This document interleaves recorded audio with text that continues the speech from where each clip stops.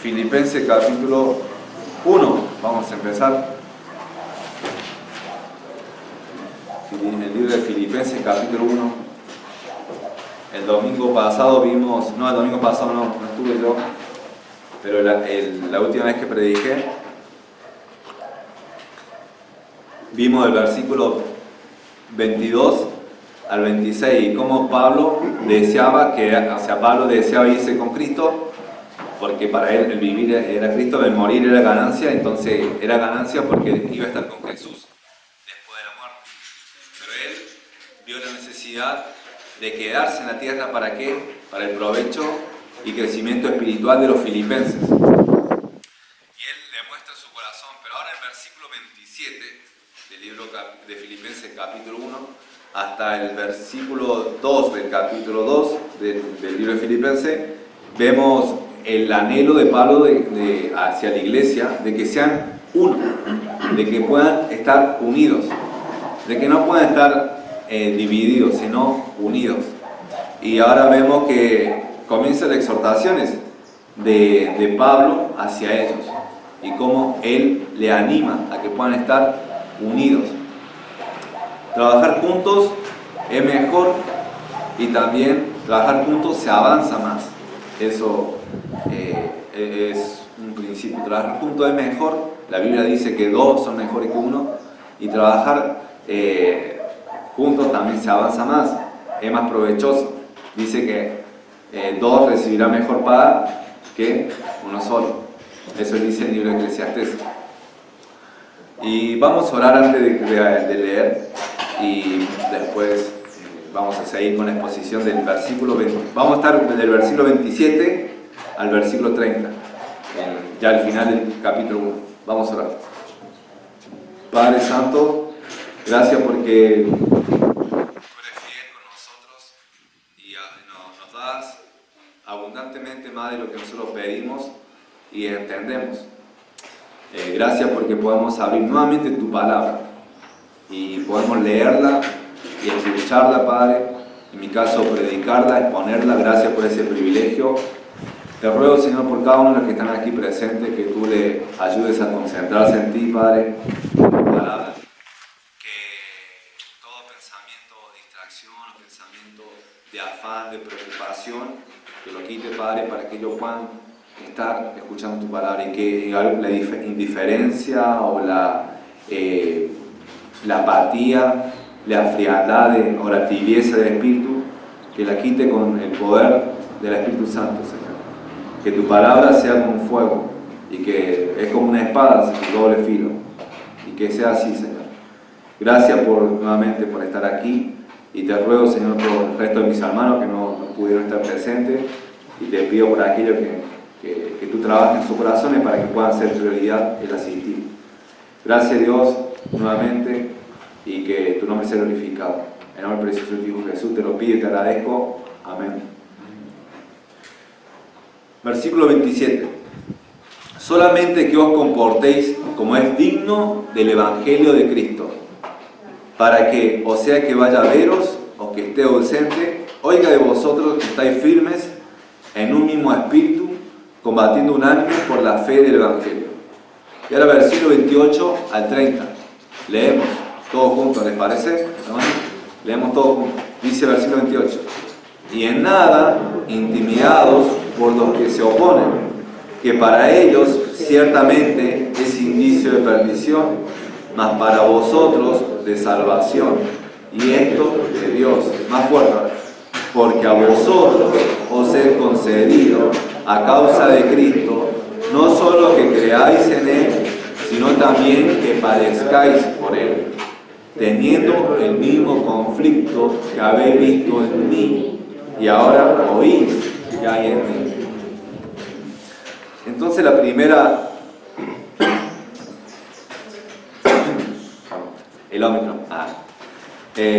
la primera exhortación es de solamente que os comportéis como es digno del Evangelio de Cristo. Comportarse o actuar. Ese era el énfasis y el interés de Pablo.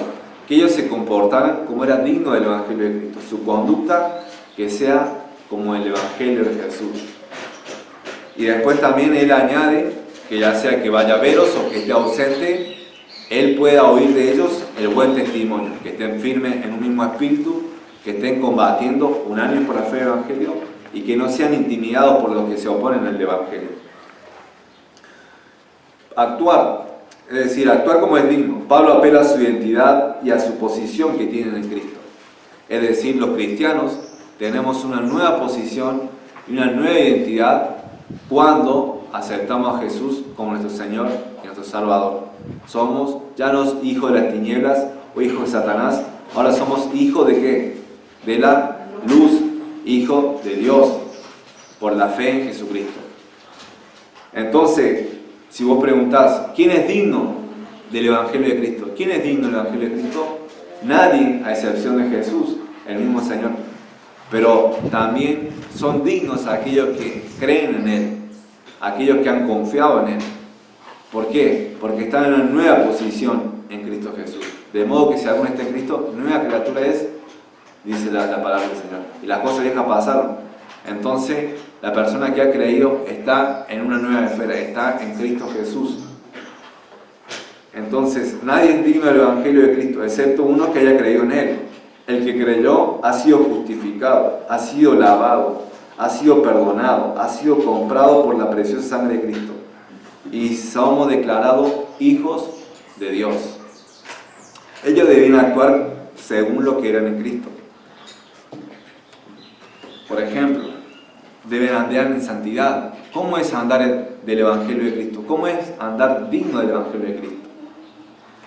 Por ejemplo, la palabra del Señor dice que Dios nos ha llamado a santificación, no a fornicación e inmundicia. 1 Tesalonicenses 4:7.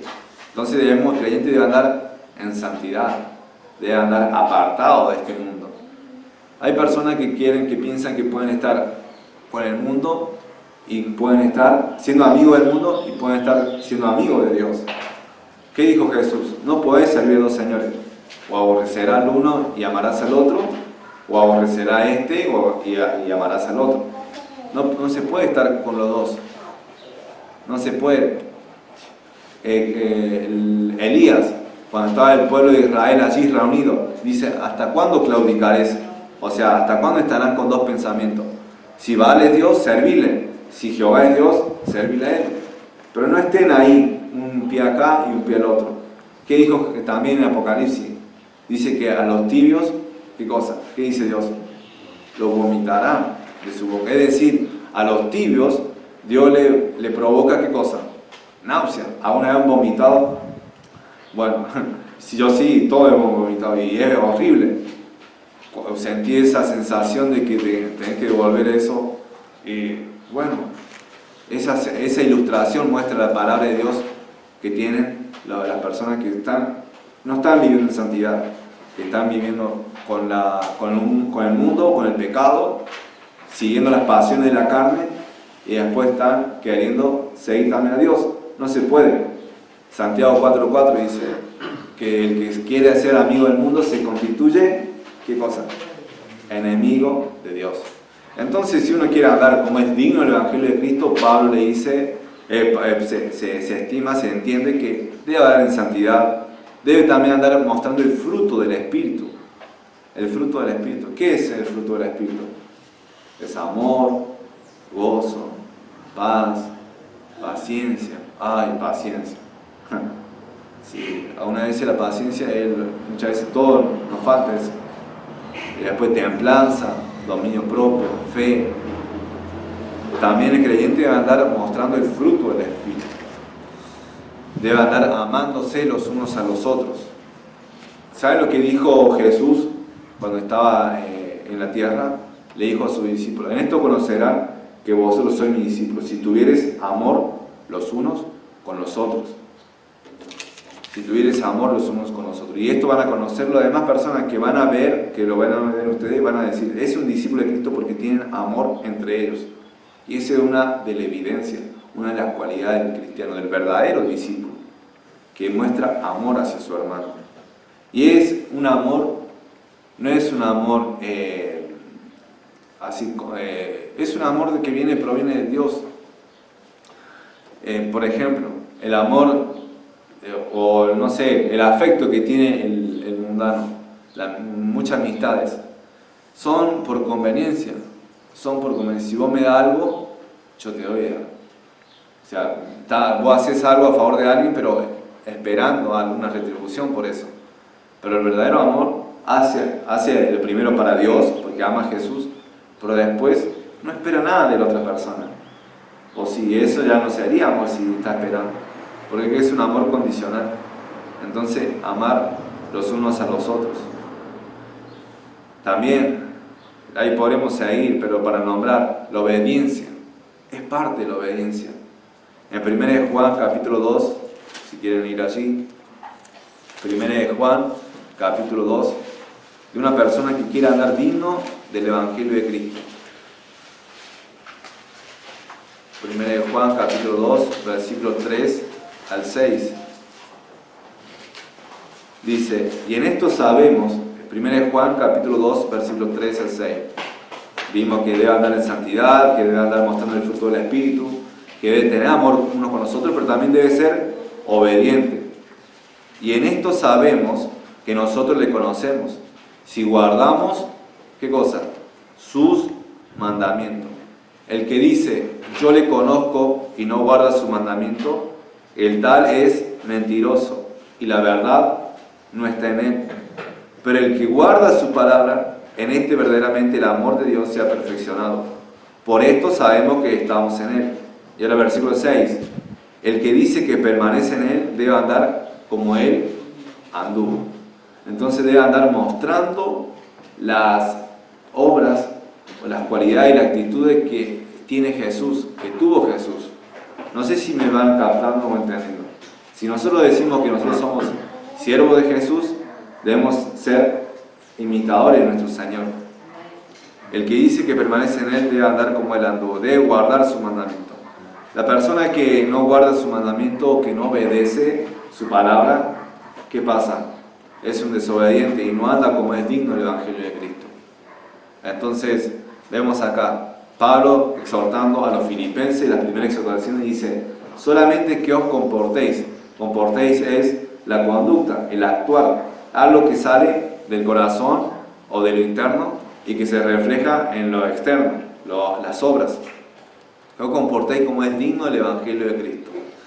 Ellos, los filipenses, ¿se acuerdan qué es lo que era Filipos? ¿Qué es lo que era una ciudad de Filipos?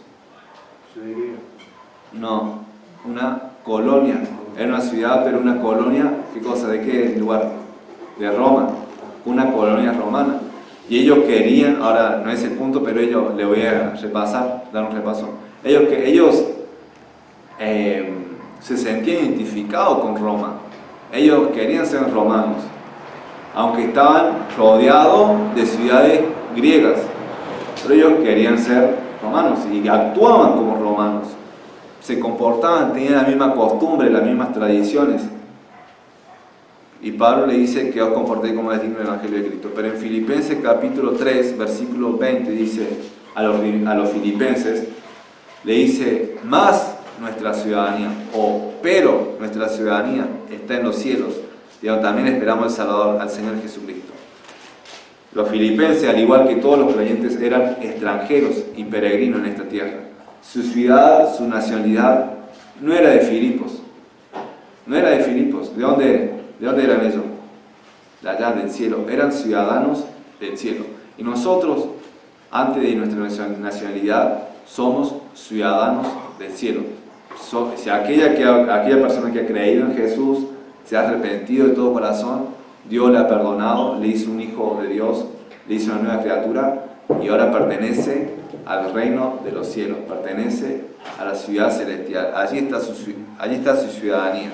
Entonces, cuando dice, os comportéis como es digno el Evangelio de Cristo, compórtense como un ciudadano de Jesús.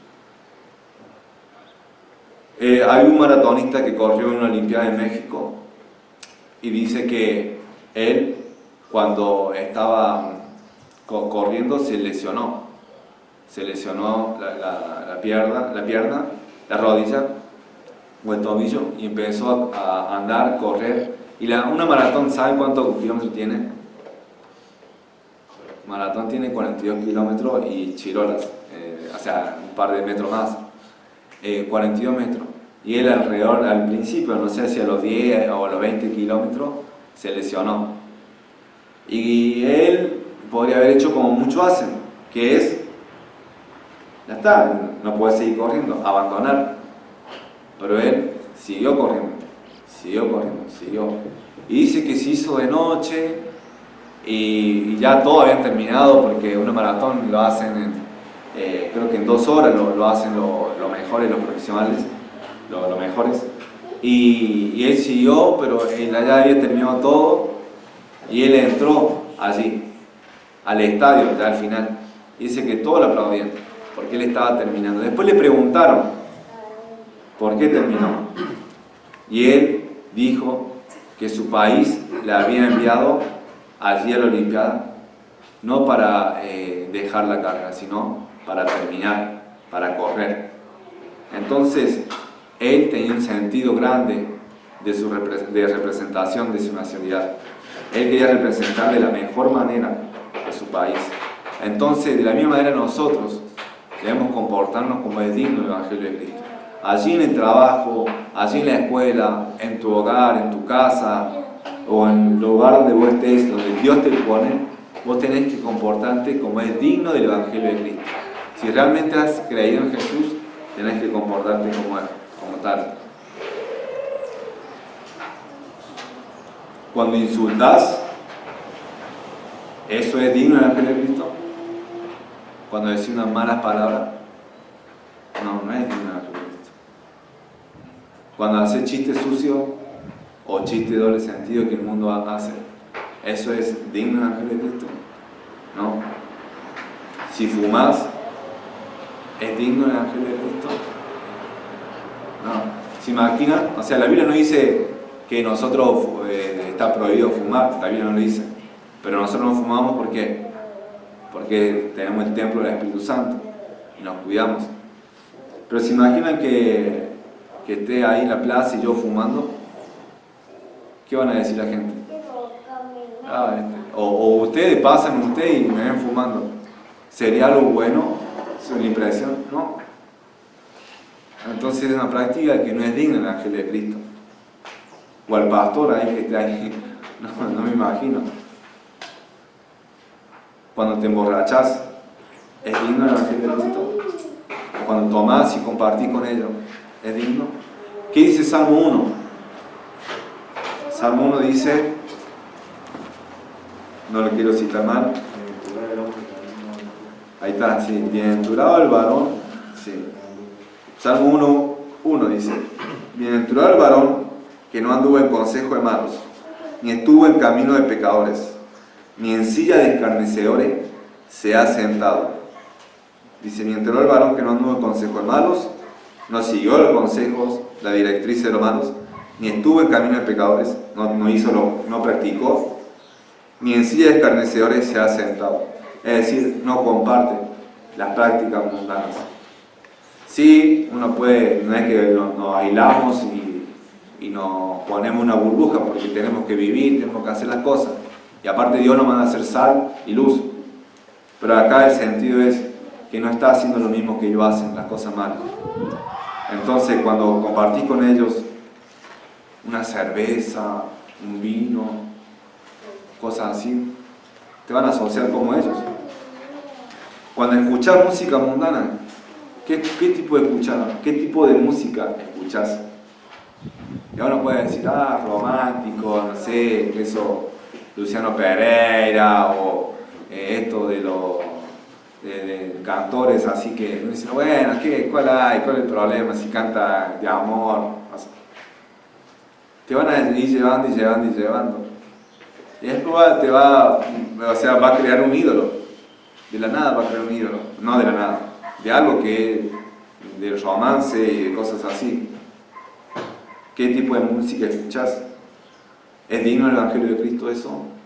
Cuando ves una película mundana, cuando tiene escenas que no son agradables a Dios, no son agradables al Espíritu.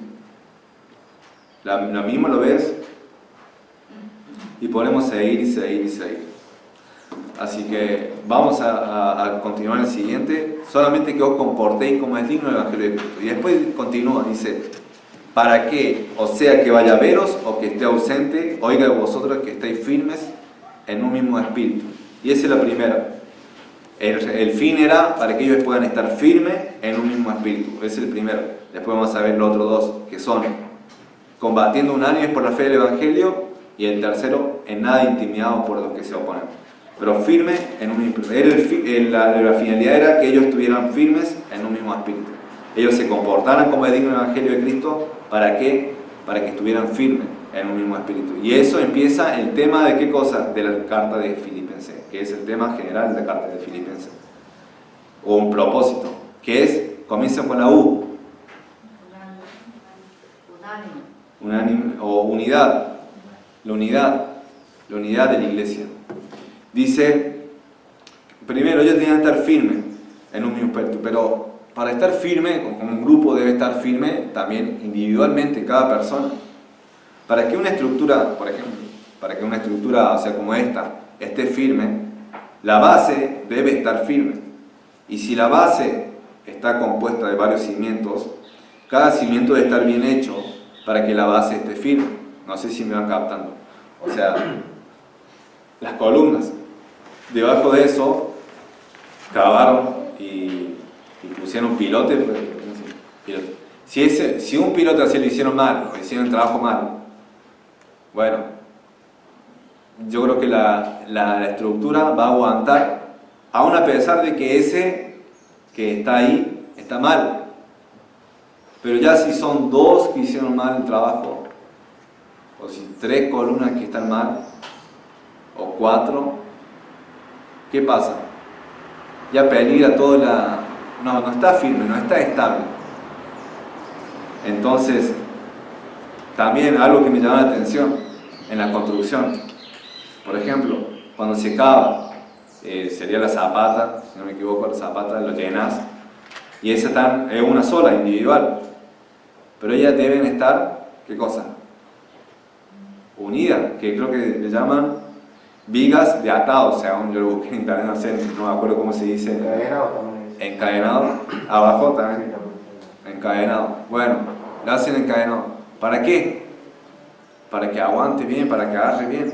Porque si está sola, o sea, aunque está la viga ahí, sola, pero no hace el peso de la estructura, no se distribuye en cada zapata.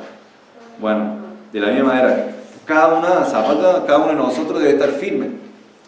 Y también debe estar firme y agarrar una de las otras, para que la iglesia, la iglesia la cual es su cuerpo, el Cristo, nosotros representación de Cristo, podamos estar firmes en un mismo espíritu. Pero ahora te hago esta pregunta, ¿cómo una persona puede estar firme en el Señor? Es simple, es leyendo su palabra y meditando en ella, y segundo, orando. Si no estás haciendo esas cosas, no estás firme. Y si uno en la iglesia no está haciendo eso, bueno, si los demás, los 20, y de 20 uno no está haciendo eso, bueno, la iglesia sí, y va a seguir más o menos. Se va a notar, pero si 2, o 5, o 10, o la mayoría, o los 15, y solamente 5 están leyendo esta palabra, meditando y orando, la estructura no está firme, está inestable. Entonces Pablo, cuando dice estar firme en un mismo espíritu, dice sí, que estén unidos, pero que pueden estar, ¿qué cosa?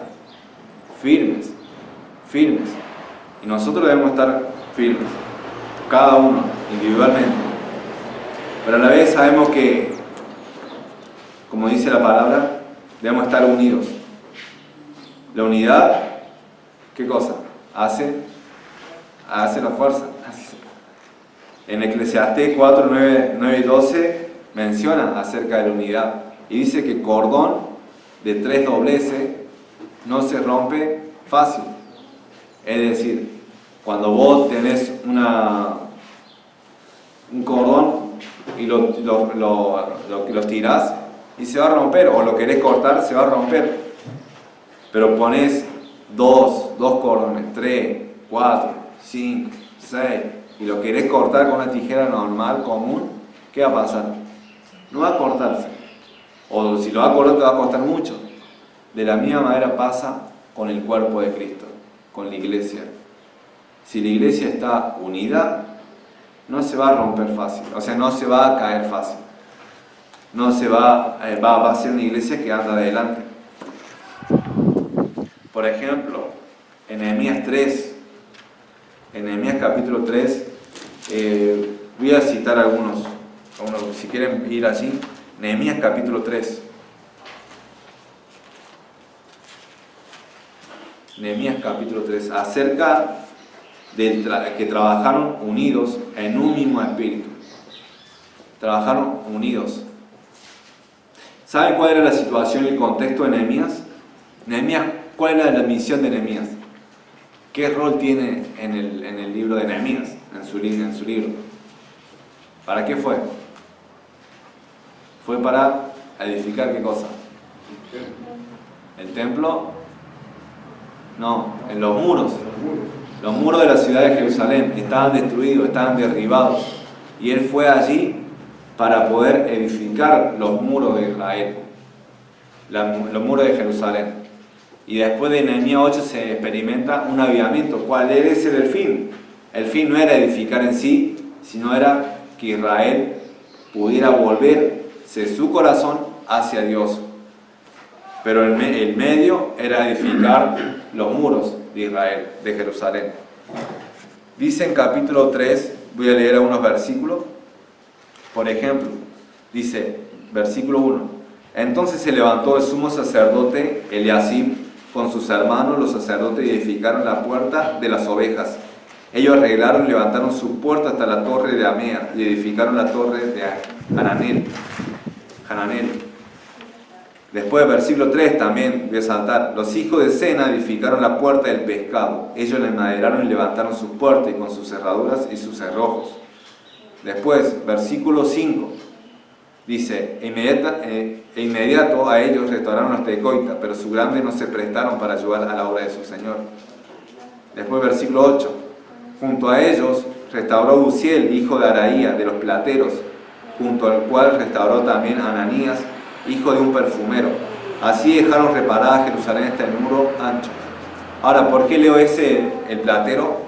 Los plateros y los perfumeros trabajaban, bueno, obvio, todos trabajan con su mano, pero era un trabajo delicado. Y cuando ellos, en la construcción, como todo, hasta el día de hoy, no es un trabajo delicado, es un trabajo rústico. Entonces, un perfumero era un trabajo como quien diría, de oficina. Y ellos, aún así, se pusieron a agarrar la pala, el pico, y a trabajar, y a edificar. Trabajaron todos.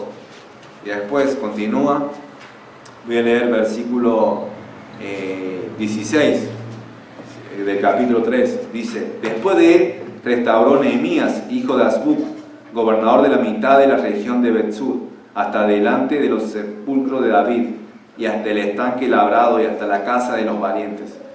Pero ahí dice que también restauró Nehemías. Nehemías, ¿quién era? Era el líder, era el gobernador. ¿Qué pasa o el jefe, se puede decir? ¿Qué pasa con los jefes muchas veces? No trabajan. O sea, van, ven la obra, cómo andan, y después se vuelven. O sea, o alguien ve a un arquitecto o a un ingeniero agarrando la cuchara. No. Además creo que creo que no saben, pero no lo ves haciendo trabajo. Ellos van, ven, listo, ese es. Pero Nehemías, sí, Nehemías se puso a trabajar. Y así podremos seguir. La cuestión es que ellos pudieron edificar el muro. Acá en Nehemías capítulo 6 dice, versículo 15, Nehemías capítulo 6, versículo 15 dice,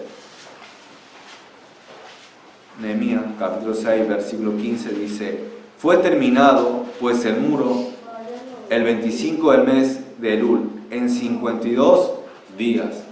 En 52 días fue terminado el muro de Jerusalén. Entonces, lo que no hicieron en años, cuando fue Nehemías y animó al pueblo de Dios, lo terminaron, ¿saben? ¿En cuánto? En 52 días. Entonces, el trabajo que hicieron todos ellos, que se ven en capítulo 3 y más adelante, aún a pesar de las oposiciones, fueron juntos. Muchas veces nosotros queremos hacer el trabajo solo. No sé por qué será eso, por vanagloria o aprobación de los hombres. Existe eso, ahí hay peligro en cuanto a eso. Bueno, agarro yo, trabajo solo. Soy una especie de llanero solitario. Y no, o sea, está bien, hay ocasiones donde uno está solo, no hay nadie más. Pero si pueden haber otro más, es mejor buscar siempre la ocasión para trabajar con otros a la par. ¿Por qué? Porque somos un cuerpo.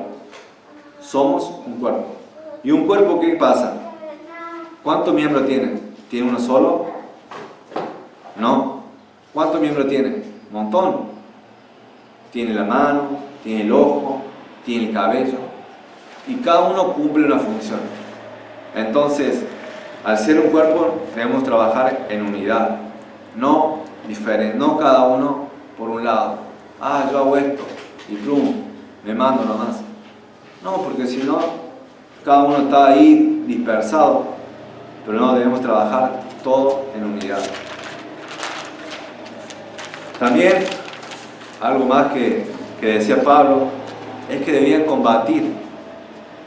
O sea, ellos le decía, estén comportándose como es digno del Evangelio de Cristo. Para que estén firmes en un mismo espíritu y después, segundo, combatiendo unánimes. Ahí nuevamente se ve la palabra unánime, unidad. Unánimes por la fe del Evangelio. Pero combatiendo. ¿Combatir qué significa? ¿Qué implica? Un choque, un conflicto entre dos fuerzas, entre dos personas o entidades. O sea, hay un choque, hay una guerra, hay un conflicto. En este caso, el cristiano se encuentra en una batalla espiritual contra Satanás, su ejército. El cristiano es mandado a luchar o a prepararse como un soldado para estar listo para presentar batalla. La Biblia menciona que estamos en guerra. En Efesios 6, 12 dice que nuestra lucha no es contra sangre ni carne. O sea, la batalla no es contra tu vecino, contra tu jefe o lo que sea. No, la batalla dice que es, sino contra principados, contra potestades, contra huestes espirituales demandadas en regiones celestes. Contra ellos. Es decir, es de índole espiritual el enemigo. Y por eso después en Efesios 6 da la armadura que debe tener el creyente. El cristiano, Pablo, al enfatizar la palabra combatiendo, quiere decir que no estamos, escuchen bien, el cristiano no está de picnic. Eso me dice un pastor. Nosotros estamos de picnic acá, a comparación de los cristianos de Oriente, o de Medio Oriente. Estamos de picnic. Es decir, venimos acá, abrimos la reunión, no hay nadie que venga y te tire piedra o que venga y que nosotros venimos libremente. Pero allá en otros lugares, si no se reúnen a la noche, no pueden hacerlo, y si no se reúnen de forma secreta, tampoco.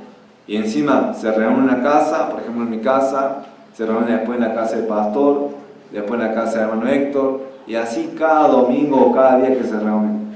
No tienen un lugar, no pueden cantar así con fuerza, y siempre están ahí expectantes de que pudieran venir personas que vos invitás o predicar, porque ellos también deben predicar el Evangelio al igual que nosotros. Pero mira si predica a alguien que después, ¿qué cosa? Los acusa y los manda al frente, y viene la policía o la fuerza estatal y los lleva todos presos. Entonces, muchas veces, al tener esta libertad cristiana, libertad de culto, estamos más concentrados en otras cosas. estamos afanados en otras cosas o con objetivo o propósito en otras cosas.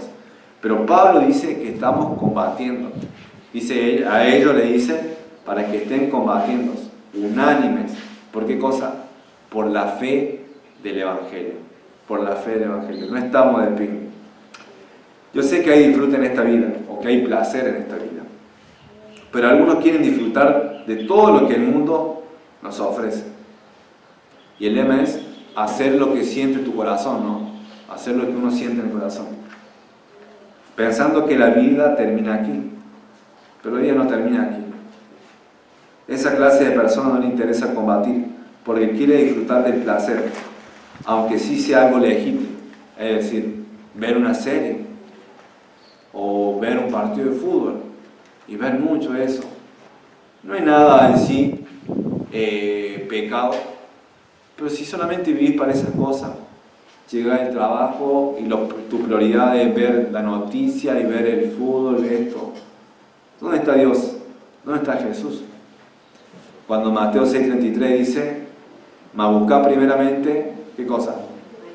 El reino de Dios y su justicia. Y todas estas cosas serán añadidas. Debe haber una inclinación hacia las cosas de Dios. Estamos para combatir, no estamos para pasarla bien, en cierta manera. Eso es lo que dice Pablo, combatiendo. Y también quiero agregar algo y después lo voy a decir. Cuando hay un combate, ¿qué pasa? El otro te pega y vos también golpeás. O sea, vos golpeás y el otro, ¿qué va a pasar? Va a responder. En una pelea de boxeo, en un combate, como dice, combate de Space, me acuerdo, en esos años.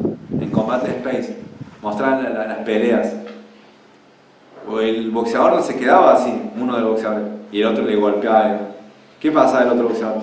Esquivaba y devolvía. Y si la batalla el combate era parejo, los dos se iban con ¿qué cosa? Lastimados, con chichones, cortados ahí en la ceja, y todo así, mostraba que había un combate. De la misma manera pasa con la iglesia. Y los filipenses lo experimentaron. Al estar en un combate, no piensen que la cosa, si vos seguís al Señor, si vos querés seguir a Jesús, no va a haber respuesta del enemigo. Va a haber más respuesta, va a haber más golpes. Si vos no estás haciendo nada, o sea, no va a pasar nada. Pero si vos querés seguir a Cristo Jesús, dice 2 Timoteo 3, voy a leer, 2 Timoteo 3:12 dice, y también todos los que quieren vivir piadosamente en Cristo Jesús padecerán persecución. ¿Sí? 1 Timoteo 3:12, 2 Timoteo 3:12 dice, y también todos los que quieren vivir piadosamente en Cristo Jesús padecerán persecución. O sea, no les espera algo bueno, no les espera un picnic, no les espera una vida así que te va a ir bien. Va a haber respuesta del enemigo, va a haber golpes del enemigo, porque estamos combatiendo. Unánimes por la fe del Evangelio. Nuevamente, debemos estar unánimes, juntos. No combatiendo uno allá y otro allá. No, unánimes. Dice que no debemos pelear también entre nosotros. Porque una casa dividida no prevalece. Eso es lo que dijo Jesús. Cuando le decían que él hacía milagros por Belcebú. Si Satanás está echando demonios y está atacando su propio reino, ¿cómo va a prevalecer? Porque una casa dividida no prevalece contra sí mismo. O sea, cuando viene un enemigo, no va a prevalecer. De la misma manera pasa con los cristianos. Si nosotros estamos ocupados en qué piensa aquel, o bueno, en chisme, envidia, o cosas así, murmuraciones, la iglesia no va a avanzar. Y siempre vamos a hacer lo mismo, y siempre vamos a ser estancados, o incluso podemos ser menos. ¿Por qué? Porque vamos a estar peleando entre nosotros, vamos a estar enfocados acá, y cuando en realidad la batalla está allá. Allá está la batalla, allá están los perdidos. Entonces, no debemos pelear entre nosotros. Por la fe del Evangelio. Y eso es lo que él dice, que estén combatiendo por la fe del Evangelio. No se trata de echar demonios o reprender a Satanás. El combate se da para retener o guardar el conjunto de la enseñanza del Evangelio. Yo he hecho demonios y esto. No, es entre la verdad y el error, entre la doctrina de la verdad, que es del Evangelio. Si vos tenés una iglesia donde echan demonios y reprenden a Satanás y hacen todo eso milagros, pero no predican el Evangelio, toda esa gente que está ahí son muertos, están muertos espiritualmente. A menos que se predique el Evangelio, ellos no serán iluminados. A menos que no se predique la palabra de verdad, ellos no conocerán la verdad. Es así.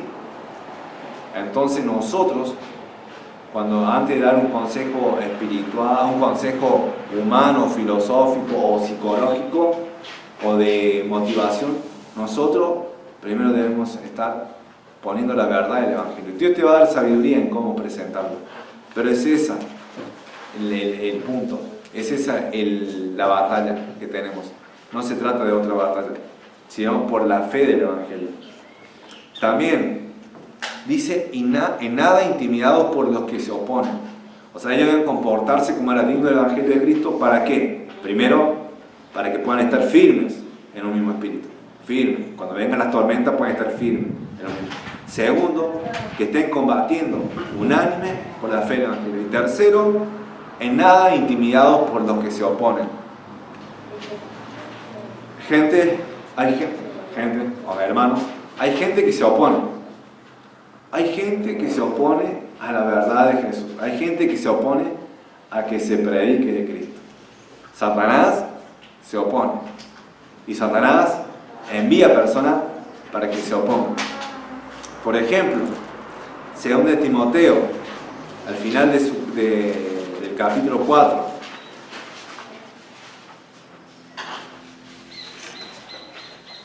Según de Timoteo capítulo 4, versículo 14, dice esto. Según Timoteo capítulo 4, versículo 14. Alejandro, el calderero, me ha causado muchos males. El Señor le pague conforme a sus hechos. Y versículo 15. Guárdate tú también de él, pues en gran manera se ha opuesto a nuestras palabras. Se ha opuesto a nuestras palabras.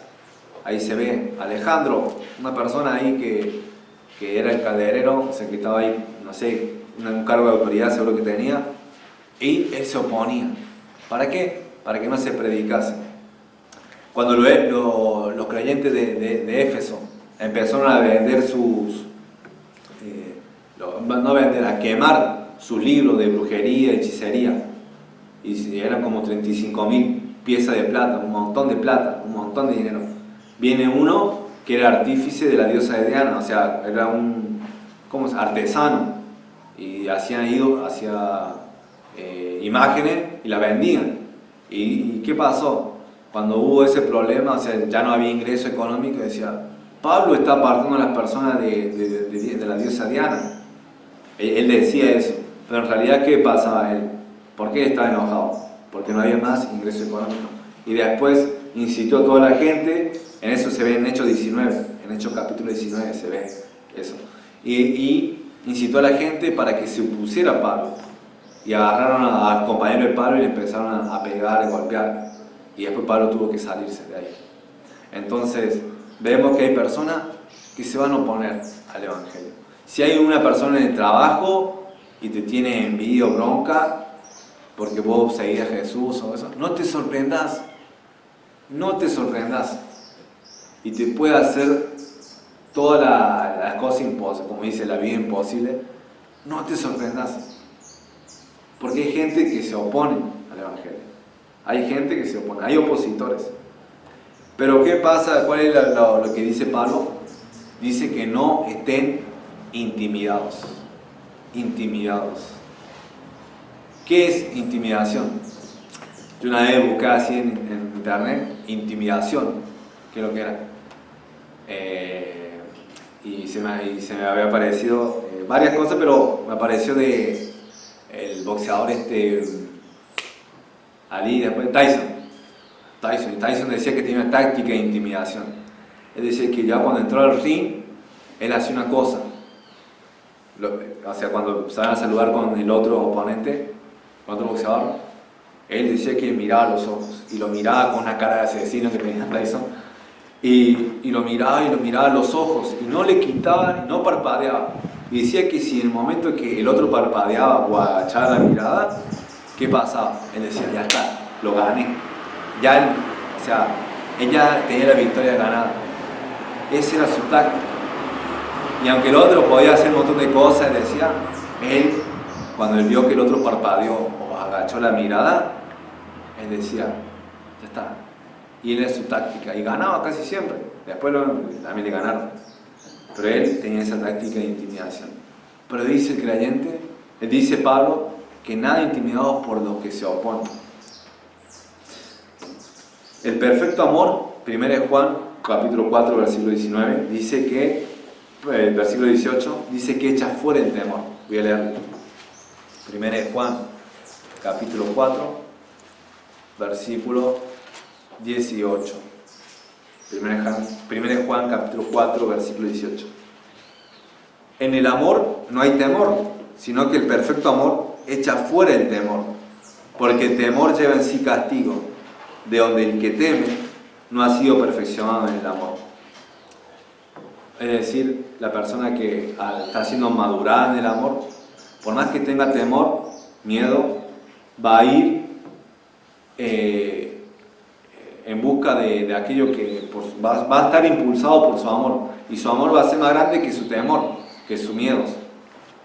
Y muchas veces nosotros tenemos temor, pero Dios, como dice en 2 Timoteo 1:7, porque Dios nos ha dado espíritu de ¿qué?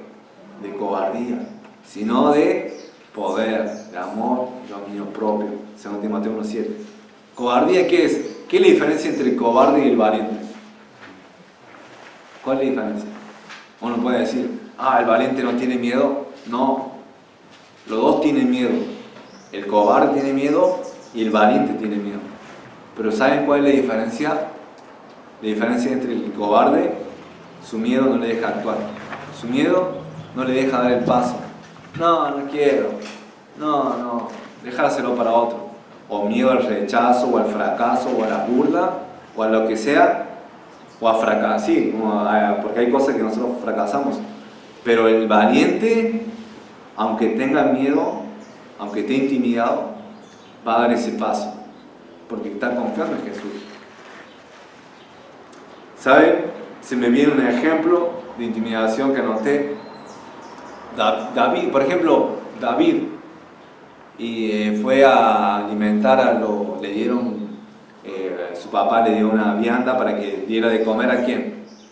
A sus hermanos.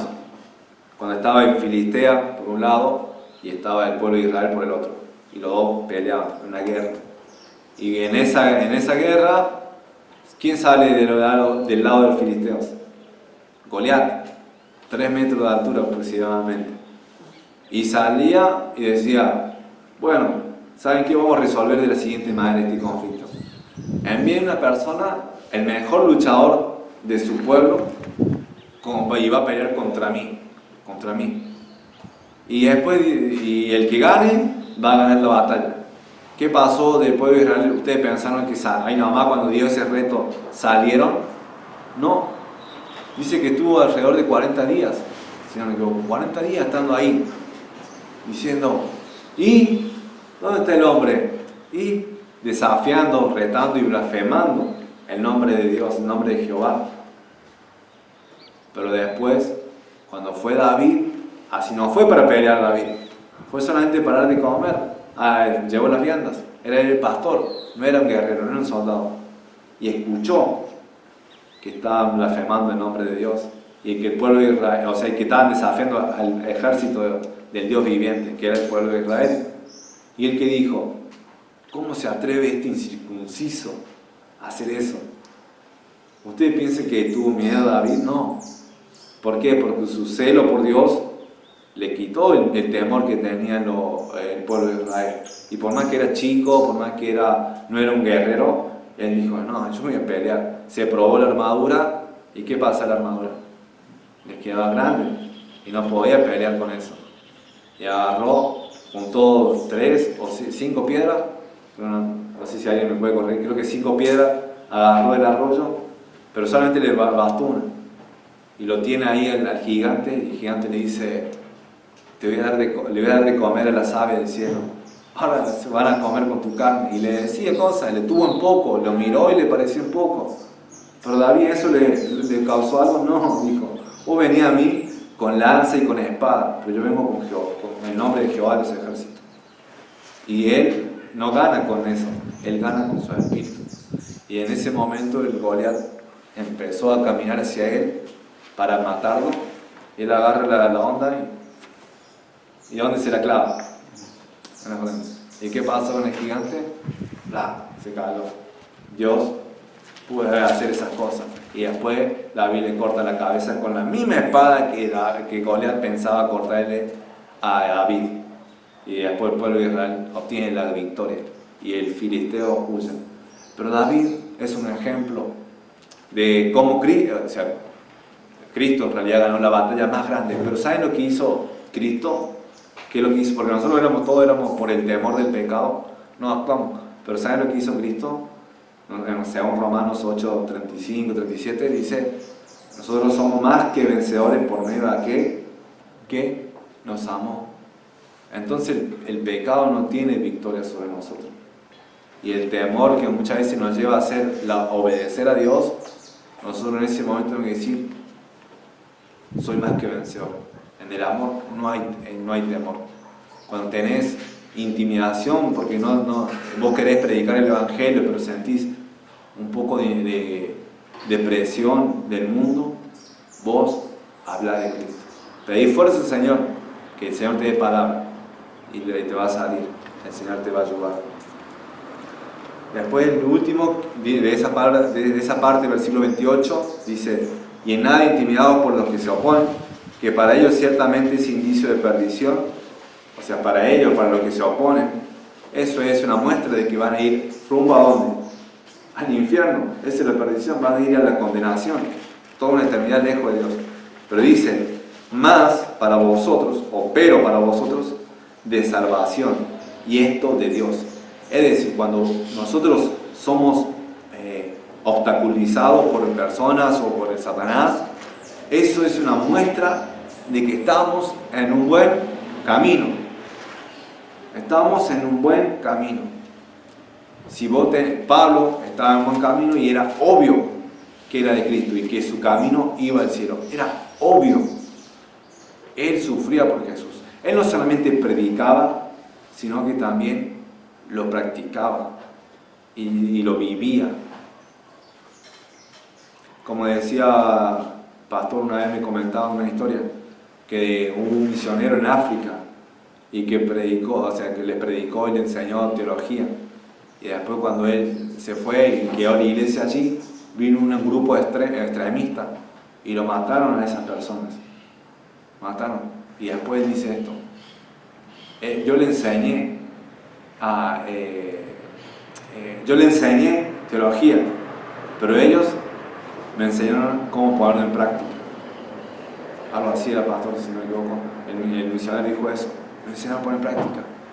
Pablo lo llevaba a cabo. Entonces, cuando nosotros vamos por un camino y vemos que hay cosas que se oponen, decimos, estoy yendo en la dirección correcta. Estoy yendo hacia la salvación, hacia la consumación de mi salvación. Y esto es de Dios, esto proviene de Dios. Así que, qué mejor que si esto es la voluntad de Dios. Y ya para finalizar, versículo 29 dice, porque a vosotros os es concedido, a causa de Cristo, no solo que creáis en Él, sino también que padezcáis por Él. Noten eso. No solo que creáis en Él, es decir, en Cristo, sino también que padezcáis por Él. Y cuando dice concedido, es decir, Dios otorga por gracia. No solamente que crean en Cristo como su Señor y Salvador, sino también que sufran por Cristo. Cristo padeció no es así. Cristo bebió la copa de la ira que nosotros debemos beber. Y Él padeció. por causa de nuestros pecados. Cristo padeció y Él dijo que debemos imitarlo. Es decir, el siervo no es más que su Señor. Si a mí me han perseguido, a ustedes también, ¿qué cosa? Lo perseguirán. Es decir, si Cristo nuestro Señor, y siendo Señor, padeció por nosotros, a nosotros Dios nos otorga el privilegio de padecer por nuestro Señor. Un ejemplo de esto es Hechos capítulo 5, versículo 41. Hechos capítulo 5, versículo 41. Versículo 40 y 41 voy a leer. Hechos capítulo 5, versículo 40 y 41. Y convinieron con él, y llamando a los apóstoles después de azotarlos, les intimaron que no hablasen en el nombre de Jesús, y los pusieron en libertad. Ahí nuevamente, ¿qué pasó ahí? Les intimaron, les hicieron la intimidación, les dijeron, ustedes no hablen porque si no, se viene de vuelta, lo vamos a azotar de vuelta. Si hablan de vuelta, lo vamos a azotar. Y 41, ¿qué pasa? Ustedes piensan que salieron llorando, temblorosos ahí. No, ¿qué dice el versículo 41? Y ellos salieron de la presencia del concilio gozosos de haber tenido por digno de padecer afrenta por causa del nombre, por causa del cristianismo, por causa de Jesús.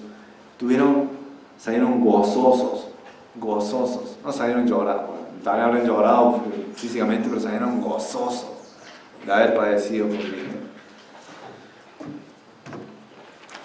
Tenemos que estar contentos. ¿Saben por qué? Porque Pablo también dice que hay la tribulación que él estaba padeciendo, la tribulación que él padecía, le amontonaba una riqueza más grande. En 2 Corintios 4:17